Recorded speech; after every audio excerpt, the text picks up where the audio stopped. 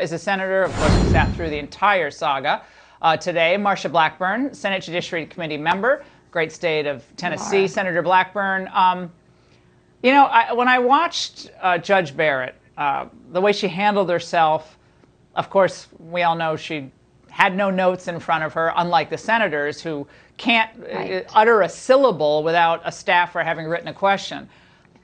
The calm she displayed, the legal intellect, the poise, what a stark contrast to the Democrats asking about white supremacy and comparing her children to the abortion process. I mean, the whole thing was just, frankly, disgusting. Well, you're right. And you look at the arrogance of Dianne Feinstein, or how condescending Senator Leahy was to her. Klobuchar, so emotional. Hirano, so dismissive. Harris, very combative. And she never got flustered. She never was ruffled. And here is the thing. I think she's well prepared, Laura, for knowing that the left is always going to denigrate and dismiss and ridicule and mock a conservative woman. They know that. Amy Coney Barrett knows that. And I think she was prepared for what they were going to do and how they were going to come at their questioning. And quite frankly, the way they tried to build out the Affordable Care Act argument and tilt everything to health care and then create a national panic saying people are terrified. They were projecting their fears onto the American people, saying the American people are terrified, they're scared, they're frightened. They're trying to create this panic and say she is going to take their health care away, which is not true. And I will tell you, Laura, their numbers, they keep inflating these numbers on health care. They grow bigger every day. Well, I think what they're doing with the hearing, it seems to me, senators, they know she's going to get confirmed. They know she runs circles around them in intellect and knowledge and the ability to think on her feet.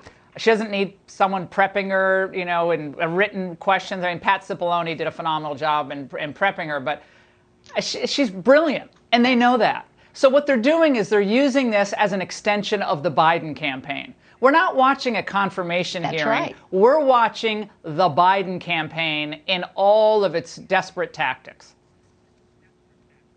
You're exactly right. And that's why they keep saying, 150 million people will lose their health care if Obamacare is repealed. Here's the truth. 8.3 million Americans are in the Obamacare marketplace. 8.3 million. You've got 57 million that are on Medicare. You've got 153 million people that have private health insurance. You've got 66 million on Medicaid. So where they come up with these numbers, and they never say, if we get our way, if we get socialized medicine, then 153 million of you are going to lose your private health insurance. Because if they look at Obamacare, and by the way, Obamacare is not the issue thereafter. They don't want a constitutionalist judge on the Supreme Court who might block them from doing socialized medicine, Green New Deal, D.C. statehood, well, they're going to pack the court abolishing anyway, the Electoral College. This is all kind of goofy anyway. They're going to pack the court. Biden knows that's what AOC and the gang are going to demand, and that's what they're going to do. Now, I want to play this exchange, Senator, between Senator John Kennedy of Louisiana and Judge Barrett. Check it out. Some butthead professor at Boston University says that because you and your husband have two children of color, that you're a white colonist and that you use your two children as props. It was the risk of people saying things like that. My husband and I had to really weigh the costs of this. It was saying deeply offensive and hurtful things that are not only hurtful to me, but are hurtful to my children, who are my children, who we love. Accusations like that are cruel. Senator Blackburn, very quickly, those are the compassionate, pro-child, pro-women party we're supposed to believe in. Well, and we know that the left, if you do not kowtow to their agenda, then you are less than fully female in their book. because you don't go for their pro-choice, liberal leftist narrative. And this is the closest that Judge Barrett got to emotion during the course of the day.